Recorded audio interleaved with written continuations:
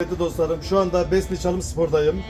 Bayram indirimlerimiz başlamıştır. En kaliteli ürünlerimiz Çalım Spor'da. Çıkın çıkın gelin diyoruz. Şimdiden Çalım Spor tüm Besni halkına hayırlı bayramlar diliyor, hayırlı Ramazanlar diliyor. Sizleri seviyoruz.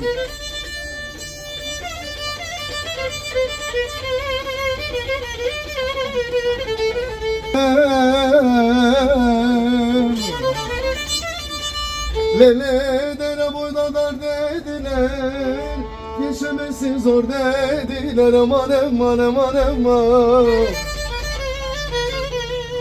Hele şu Besni'de bir güzel sevdim, senin işin zor dediler, aman aman. Hele şu Besni'de bir yar sevdim, hele de o senin işin de zor dediler, aman aman. Var o Çalım Spor, var o.